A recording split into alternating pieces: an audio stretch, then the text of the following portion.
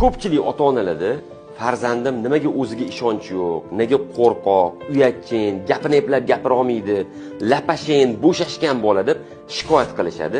Mana shu farzandlarda o'ziga bo'lgan ishonchni orttirish uchun nima qilish kerak degan savol meni doim qiynardi. Buning uchun men ko'pincha tavsiya qilardim, farzandni ko'niga qarang, uni erkalating deb. Lekin yana bitta juda zo'r usuli bor ekan. Ya'ni farzandga uyda ish qildirsangiz, xato qilsa ham, qo'lini kesib olsa ham, yiqilib tushsa ham uydagi ishlarni bir amallab qilgan bolalar va qizlarda hayotda muvaffaqiyatga erishish holatlari kuchli bo'lar ekan.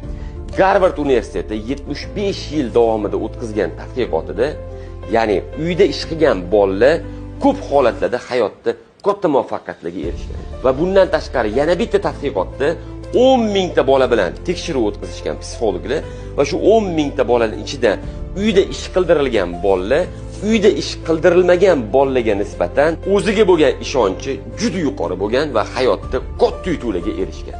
Uyda ish qilgan bolalarda mas'uliyat hissi bo'ladi, disiplina, tartib, intizom bo'ladi. Eng asosiysi maqsad bo'ladi. Hozirgi kunda ko'ryapmiz, bolalarning ko'pida maqsad yo'q. Sizlarga ham tavsiyam, farzandlaringizga uyda birgalashib uy ishlarini qildiringlar. Hattoki boy bo'lsanglar. Agar farzandimiz hayot